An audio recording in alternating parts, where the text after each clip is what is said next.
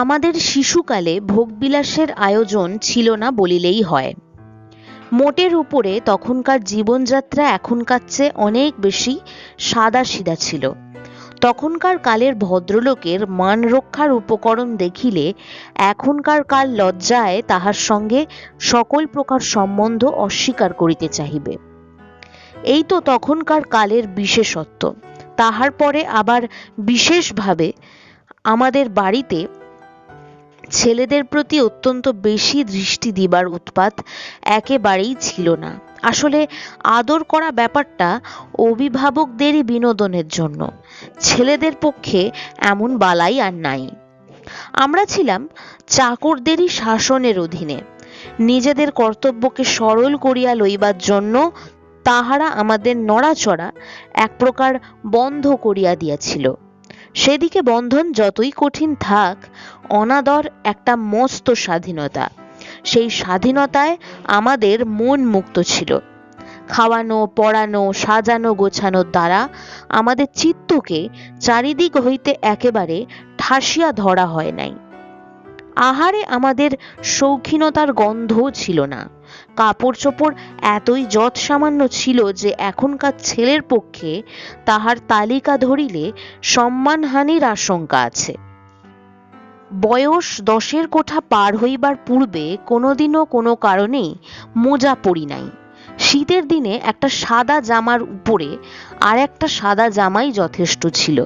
ইহাতে কোনো দিন অদৃষ্টকে দোষ দিই নাই। কেবল আমাদের বাড়ির দর্জি নেয়ামত খলিফা অবহেলা করিয়া আমাদের জামার পকেট যোজনা অনাবশ্যক মনে করিলে দুঃখ বোধ করিতাম। কারণ এমন বালক কোনো অকিঞ্চনের ঘরেও জন্মগ্রহণ করে নাই। পকেটে রাখিবার মতো স্থাবর অস্থাবর সম্পত্তি যাহার কিছুমাত্র নাই। বিধাতার কৃপায় শিশুর ঐশ্বর্য সম্বন্ধে ধনী ও নির্ধনের ঘরে বেশি কিছু তারতম্য দেখা যায় না। আমাদের চটি জুতা একজোড়া থাকিত, কিন্তু পা দুটা যেখানে থাকিত সেখানে নহে। প্রতি পদক্ষেপে তাহাদিগকে আগে আগে নিক্ষেপ করিয়া চলিতাম। তাহাতে যাতায়াতের সময় পদচালনা অপেক্ষা জুতা চালনা এত বাহুল্য পরিমাণে হইত যে পাদুকা সৃষ্টির উদ্দেশ্য পদে পদে ব্যর্থ হইয়া যাইত। আমাদের চেয়ে যাহারা বড়, তাহাদের গতিবিধি, বেশভূষা, আহার বিহার, আরাম আমোদ, আলাপ আলোচনা সমস্তই আমাদের কাছ হইতে বহু দূরে ছিল। তাহার আভাস পাইতাম, কিন্তু নাগাল পাইতাম না। এখনকার কালে ছেলেরা গুরুজন দিগকে লঘু করিয়া লইয়াছে।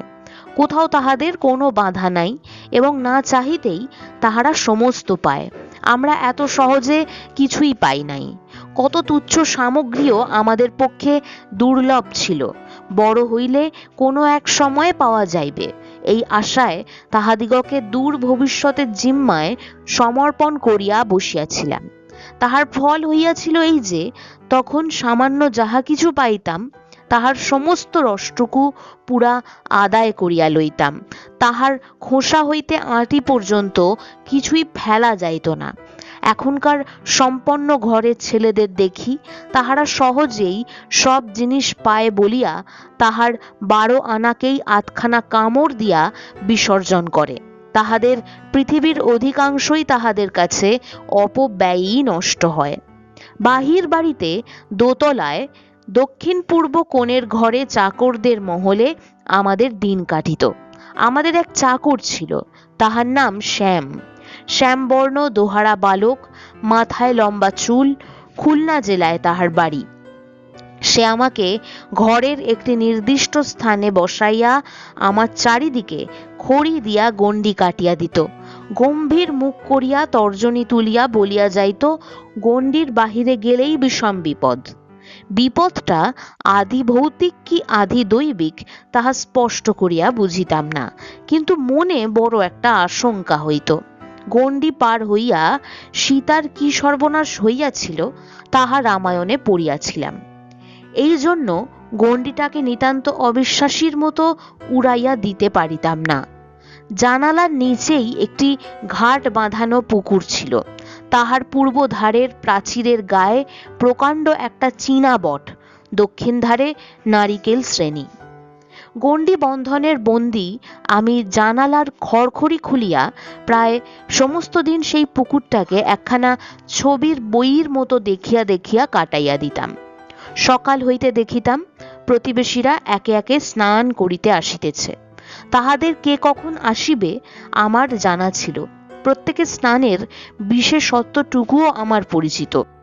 কেহ বা দুই কানে আঙুল চাপিয়া ঝুপঝুপ করিয়া দ্রুত বেগে কতকগুলা ডুব পাড়িয়া চলিয়া যাইত। কেহ বা ডুব না দিয়া গামছায় জল তুলিয়া ঘন ঘন মাথায় ঢালিতে থাকিত। কেহ বা জলের উপরিভাগের মলিনতা এড়াইবার জন্য বারবার দুই হাতে জল কাটাইয়া লইয়া হঠাৎ এক সময় ধাঁ করিয়া ডুব পাড়িত। কেহ বা উপরে সিঁড়ি হইতেই বিনা ভূমিকায় সশব্দে জলের মধ্যে ঝাঁপ দিয়া পড়িয়া আত্মসমর্পণ করিত। কেহ বা জলের মধ্যে নামিতে নামিতে এক নিঃশ্বাসে কতকগুলি শ্লোক আওড়াইয়া লইত।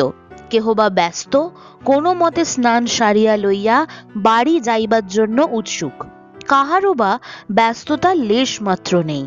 ধীরে সুস্থে স্নান করিয়া গা মুছিয়া কাপড় ছাড়িয়া কোঁচাটা দুই তিনবার ঝাড়িয়া বাগান হইতে কিছু বা ফুল তুলিয়া মৃদু মন্দ দোদুল গতিতে স্নান স্নিগ্ধ শরীরের আরামটিকে বায়ুতে বিকীর্ণ করিতে করিতে বাড়ির দিকে তাহার যাত্রা।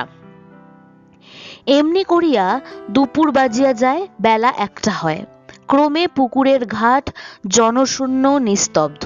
কেবল রাজহাঁস ও পাতিহাঁসগুলা সারা বেলা ডুব দিয়া গুগলি তুলিয়া খায় এবং চঞ্চু চালনা করিয়া ব্যতিব্যস্তভাবে পিঠের পালক সাফ করিতে থাকে। পুষ্করিণী নির্জন হইয়া গেলে সেই বটগাছের তলাটা আমার সমস্ত মনকে অধিকার করিয়া লইত। তাহার গুঁড়ির চারিধারে অনেকগুলা ঝুড়ি নামিয়া একটা অন্ধকারময় জটিলতার সৃষ্টি করিয়াছিল। সেই কুহকের মধ্যে বিশ্বের সেই একটা অস্পষ্ট কোণে যেন ভ্রমক্রমে বিশ্বের নিয়ম ঠেকিয়া গেছে। দৈবাৎ সেখানে যেন স্বপ্নযুগের একটা অসম্ভবের রাজত্ব বিধাতার চোখ এড়াইয়া আজও দিনের আলোর মাঝখানে রহিয়া গিয়াছে। মনের চক্ষে সেখানে যে কাহাদের দেখিতাম এবং তাহাদের ক্রিয়াকলাপ যে কিরকম, আজ তাহা স্পষ্ট ভাষায় বলা অসম্ভব। এই বটকেই উদ্দেশ্য করিয়া একদিন লিখিয়াছিলাম, নিশি দিশি দাঁড়িয়ে আছো মাথায় লয়ে জট, ছোট ছেলেটি মনে কি পড়ে ওগো প্রাচীন বট। কিন্তু হায়, সে বট এখন কোথায়? যে পুকুরটি এই বনস্পতির অধিষ্ঠাত্রী দেবতার দর্পণ ছিল তাহাও এখন নাই। যাহারা স্নান করিত তাহারাও অনেকেই এই অন্তর্হিত বটগাছের ছায়ারই অনুসরণ করিয়াছে। আর সেই বালক আজ বাড়িয়া উঠিয়া নিজের চারিদিক হইতে নানা প্রকারের ঝুড়ি নামাইয়া দিয়া বিপুল জটিলতার মধ্যে সুদিন দুর্দিনের ছায়া রৌদ্রপাত গণনা করিতেছে। বাড়ির বাহিরে আমাদের যাওয়া বারণ ছিল, এমনকি বাড়ির ভিতরেও আমরা সর্বত্র যেমন খুশি যাওয়া আসা করিতে পারিতাম না। সেই জন্য বিশ্ব প্রকৃতিকে আড়াল আবডাল হইতে দেখিতাম। বাহির বলিয়া একটি অনন্ত প্রসারিত পদার্থ ছিল, যাহা আমার অতীত, অথচ যাহার রূপ শব্দ গন্ধ দ্বার জানলার নানা ফাঁক ফুকর দিয়া এদিক ওইদিক হইতে আমার চকিতে, অথচ যাহার রূপ শব্দ গন্ধ দ্বার জানলার নানা ফাঁক ফুঁকর দিয়া এদিক ওদিক হইতে আমাকে চকিতে ছুঁইয়া যাইত। সে যেন গড়াদের ব্যবধান দিয়া নানা ইশারায় আমার সঙ্গে খেলা করিবার নানা চেষ্টা করিত। সে ছিল মুক্ত, আমি ছিলাম বদ্ধ। মিলনের উপায় ছিল না, সেই জন্য প্রণয়ের আকর্ষণ ছিল প্রবল। আজ সেই খড়ির গণ্ডি মুছিয়া গেছে, কিন্তু গণ্ডি তবু ঘোচে নাই। দূর এখনো দূরে, বাহির এখনো বাহিরেই। বড় হইয়া যে কবিতাটি লিখিয়াছিলাম তাহাই মনে পড়ে। খাঁচার পাখি ছিল সোনার খাঁচাটিতে, বনের পাখি ছিল বনে। একদা কি করিয়া মিলন হলো দোহে, কি ছিল বিধাতার মনে। বনের পাখি বলে খাঁচার পাখি আয়, বনেতে যাই দোহে মিলে। খাঁচার পাখি বলে বনের পাখি আয়, খাঁচায় থাকি নিরিবিলে। বনের পাখি বলে না, আমি শিকলে ধরা নাহি দিব। খাঁচার পাখি বলে হায়, আমি কেমনে বনে বাহিরিব। আমাদের বাড়ির ভিতরের ছাদের প্রাচীর আমার মাথা ছাড়াইয়া উঠিত। যখন একটু বড় হইয়াছি এবং চাকরদের শাসন কিঞ্চিৎ শিথিল হইয়াছে, তখন বাড়িতে নূতন বধূ সমাগম হইয়াছে এবং অবকাশের সঙ্গী রূপে তাহার কাছে প্রশ্রয় লাভ করিতেছি। তখন একদিন মধ্যাহ্নে সেই ছাদে আসিয়া উপস্থিত হইতাম। তখন বাড়িতে সকলের আহার শেষ হইয়া গিয়াছে, গৃহকর্মে ছেদ পড়িয়াছে, অন্তঃপুর বিশ্রামে নিমগ্ন। স্নানসিক্ত শাড়িগুলি ছাদের কার্নিশের উপর হইতে ঝুলিতেছে। উঠানের কোণে যে উচ্ছিষ্ট ভাত পড়িয়াছে, তাহারই উপর কাকের দলের সভা বসিয়া গেছে। সেই নির্জন অবকাশে প্রাচীরের রন্ধ্রের ভিতর হইতে এই খাঁচার পাখির সঙ্গে ওই বনের পাখির চঞ্চুতে চঞ্চুতে পরিচয় চলিত। দাঁড়াইয়া চাহিয়া থাকিতাম। চোখে পড়িত আমাদের বাড়ির ভিতরের বাগান প্রান্তের নারিকেল শ্রেণী। তাহারি ফাঁক দিয়া দেখা যাইত সিংহীর বাগান, পল্লীর একটা পুকুর, এবং সেই পুকুরের ধারে যে তারা গয়লানি আমাদের দুধ দিত, তাহারই গোয়াল ঘর। আরো দূরে দেখা যাইত তরু চূড়ার সঙ্গে মিশিয়া কলিকাতা শহরের নানা আকারের ও নানা আয়তনের উচ্চ নীচ ছাদের শ্রেণী। মধ্যাহ্ন রৌদ্রে প্রখর শুভ্রতা বিচ্ছুরিত করিয়া পূর্ব দিগন্তের পাণ্ডুবর্ণ নীলিমার মধ্যে উধাও হইয়া চলিয়া গিয়াছে। সেই সকল অতি দূর বাড়ির ছাদে এক একটা চিলে কোঠা উঁচু হইয়া থাকিত। মনে হইত তাহারা যেন নিশ্চল তর্জনী তুলিয়া চোখ টিপিয়া আপনার ভিতরকার রহস্য আমার কাছে সংকেতে বলিবার চেষ্টা করিতেছে। ভিক্ষুক যেমন প্রাসাদের বাহিরে দাঁড়াইয়া রাজভাণ্ডারের রুদ্ধ সিন্দুকগুলার মধ্যে অসম্ভব রত্ন মানিক কল্পনা করে, আমিও তেমনি ওই অজানা বাড়িগুলিকে কত খেলা ও কত স্বাধীনতায় আগাগোড়া বোঝাই করা মনে করিতাম, তাহা বলিতে পারি না। মাথার উপরে আকাশব্যাপী খরদীপ্তি, তাহারই দূরতম প্রান্ত হইতে চিলের সূক্ষ্ম তীক্ষ্ণ ডাক আমার কানে আসিয়া পৌঁছিত, এবং সিংহীর বাগানের পাশের গলিতে দিবাসুপ্ত নিস্তব্ধ বাড়িগুলার সম্মুখ দিয়া পশারি সুর করিয়া চাই চুরি চাই খেলনা চাই হাঁকিয়া যাইত।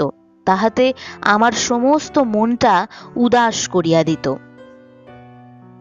পিতৃদেব প্রায় ভ্রমণ করিয়া বেড়াইতেন, বাড়িতে থাকিতেন না।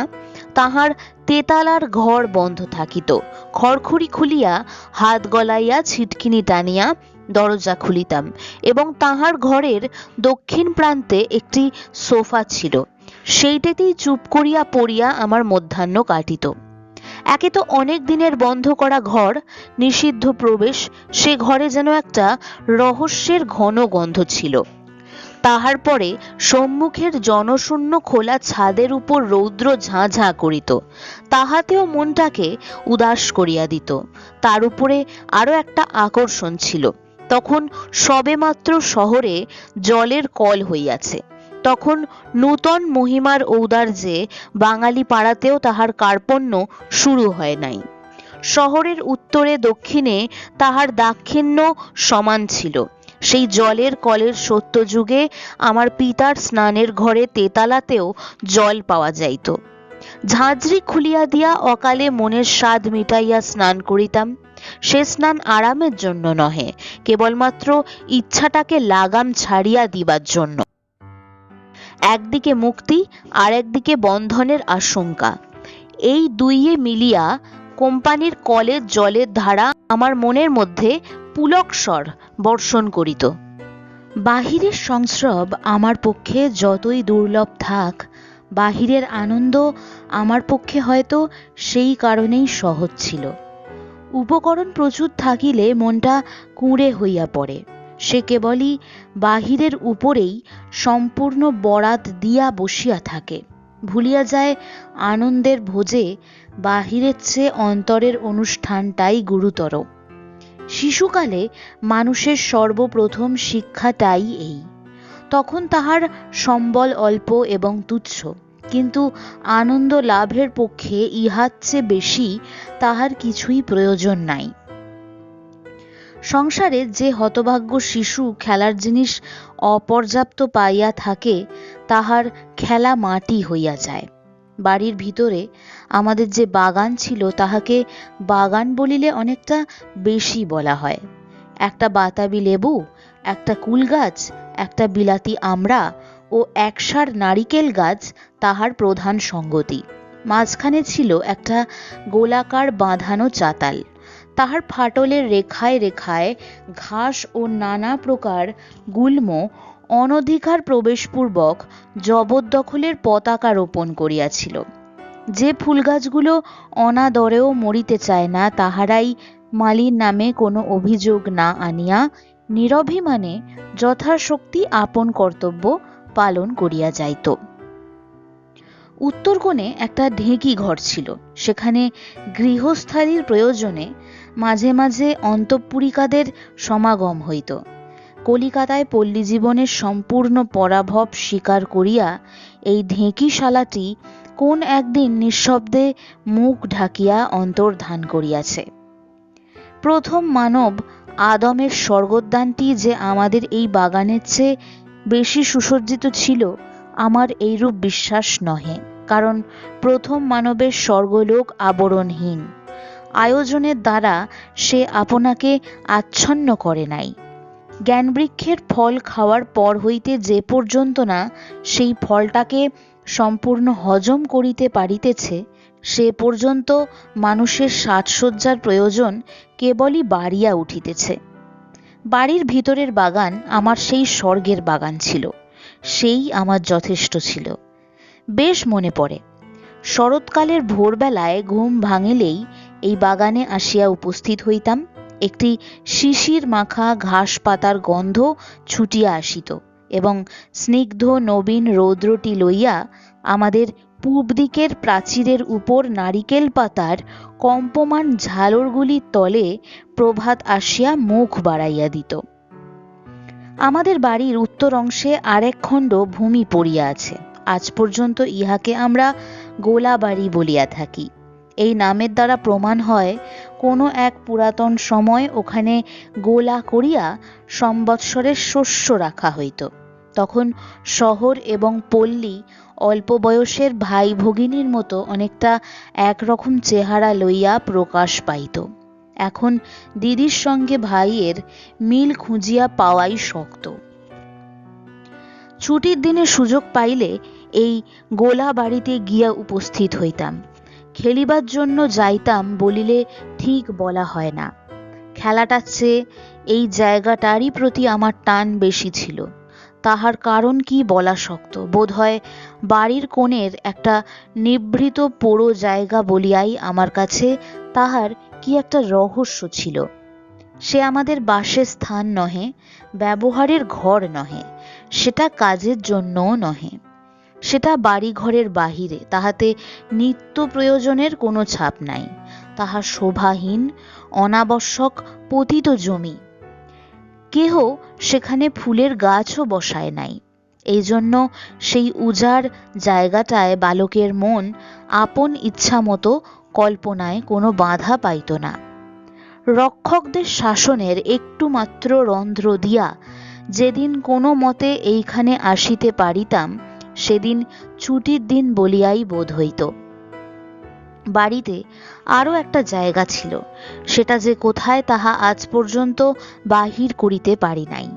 আমার সমবয়স্কা খেলার সঙ্গিনী একটি বালিকা সেটাকে রাজার বাড়ি বলিত। কখনো কখনো তাহার কাছে শুনিতাম, আজ সেখানে গিয়াছিলাম, কিন্তু একদিনও এমন শুভ যোগ হয় নাই যখন আমিও তাহার সঙ্গ ধরিতে পারি।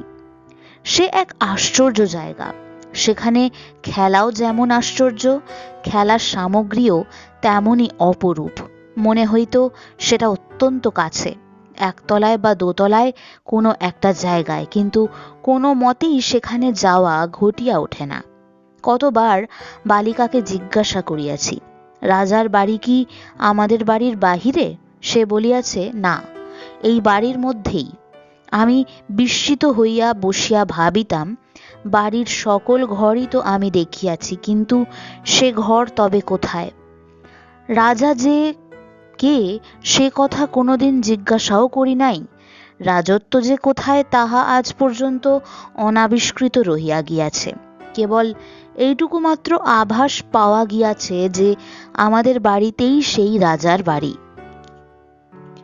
ছেলেবেলার দিকে যখন তাকানো যায় তখন সবচেয়ে এই কথাটা মনে পড়ে যে তখন জগৎটা এবং জীবনটা রহস্যে পরিপূর্ণ। সর্বত্রই যে একটি অভাবনীয় আছে এবং কখন যে তাহার দেখা পাওয়া যাইবে তাহার ঠিকানা নাই। এই কথাটা প্রতিদিনই মনে জাগিত। প্রকৃতি যেন হাত মুঠা করিয়া হাসিয়া জিজ্ঞাসা করিত, কি আছে বলো দেখি? কোনটা থাকা যে অসম্ভব তাহা নিশ্চয় করিয়া বলিতে পারিতাম না। বেশ মনে পড়ে দক্ষিণের বারান্দার এক কোণে আতার বিচি পুঁতিয়া রোজ জল দিতাম। সেই বিচি হইতে যে গাছ হইতেও পারে এ কথা মনে করিয়া ভারী বিস্ময় এবং ঔৎসুক্য জন্মিত। আতার বীজ হইতে আজও অঙ্কুর বাহির হয়, কিন্তু মনের মধ্যে তাহার সঙ্গে সঙ্গে আজ আর বিস্ময় অঙ্কুরিত হইয়া ওঠে না। সেটা আতার বীজের দোষ নয়, সেটা মনেরই দোষ। গুণদাদার বাগানের ক্রীড়াশৈল হইতে পাথর চুরি করিয়া আনিয়া আমাদের পরিবার ঘরের এক কোণে আমরা নকল পাহাড় তৈরি করিতে প্রবৃত্ত হইয়াছিলাম। তাহারই মাঝে মাঝে ফুল গাছের চারা পুঁতিয়া সেবার আতিশয্যে তাহাদের প্রতি এত উপদ্রব করিতাম যে নিতান্তই গাছ বলিয়া তাহারা চুপ করিয়া থাকিত এবং মরিতে বিলম্ব করিত না। এই পাহাড়টার প্রতি আমাদের কি আনন্দ এবং কি বিস্ময় ছিল তাহা বলিয়া শেষ করা যায় না। মনে বিশ্বাস ছিল আমাদের এই সৃষ্টি গুরুজনের পক্ষেও নিশ্চয় আশ্চর্যের সামগ্রী হইবে। সেই বিশ্বাসের যেদিন পরীক্ষা করিতে গেলাম সেই দিনই আমাদের গৃহকোণের পাহাড় তাহার গাছপালা সমেত কোথায় অন্তর্ধান করিল। স্কুল ঘরের কোণে যে পাহাড় সৃষ্টির উপযুক্ত ভিত্তি নহে, এমন অকস্মাৎ এমন রূঢ়ভাবে সে শিক্ষা লাভ করিয়া বড়ই দুঃখ বোধ করিয়াছিলাম। আমাদের লীলার সঙ্গে বড়দের ইচ্ছার যে এত প্রভেদ তাহা স্মরণ করিয়া গৃহ ভিত্তির অপসারিত প্রস্তর ভার আমাদের মনের মধ্যে আসিয়া চাপিয়া বসিল। তখনকার দিনে এই পৃথিবী বস্তুটার রস কি নিবিড় ছিল সেই কথাই মনে পড়ে। কি মাটি, কি জল, কি গাছপালা, কি আকাশ, সমস্তই তখন কথা কহিত, মনকে কোনো মতেই উদাসীন থাকিতে দেয় নাই। পৃথিবীকে কেবলমাত্র উপরের তলাতেই দেখিতেছি, তাহার ভিতরের তলাটা দেখিতে পাইতেছি না। ইহাতে কতদিন যে মনকে ধাক্কা দিয়াছে তাহা বলিতে পারি না। কি করিলে পৃথিবীর উপরকার এই মেটে রঙের মলাটটাকে খুলিয়া ফেলা যাইতে পারে তাহার কতই প্ল্যান ঠাউরাইয়াছি। মনে ভাবিতাম, একটার পর আরেকটা বাঁশ যদি ঠুকিয়া ঠুকিয়া পোতা যায়, এমনি করিয়া অনেক বাঁশ পোতা হইয়া গেলে পৃথিবীর খুব গভীরতম তলাটাকে হয়তো একরকম করিয়া নাগাল পাওয়া যাইতে পারে। মাঘোৎসব উপলক্ষে আমাদের উঠানের চারিধারে সারি সারি করিয়া কাঠের থাম পুঁতিয়া তাহাতে ঝাড় টাঙানো হইত। পয়লা মাঘ হইতেই এজন্য উঠানে মাটি কাটা আরম্ভ হইত।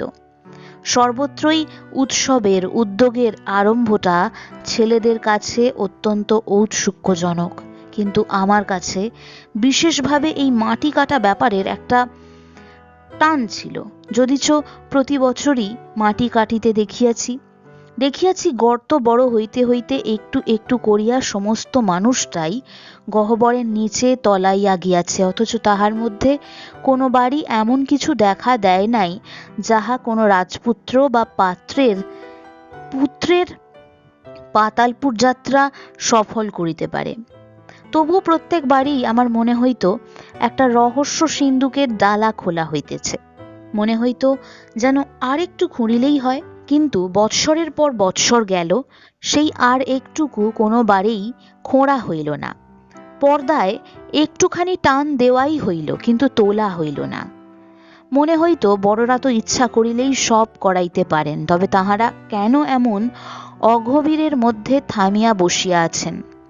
আমাদের মতো শিশুর আজ্ঞা যদি খাটিত, তাহা হইলে পৃথিবীর গূঢ়তম সংবাদটি এমন উদাসীনভাবে মাটি চাপা পড়িয়া থাকিত না।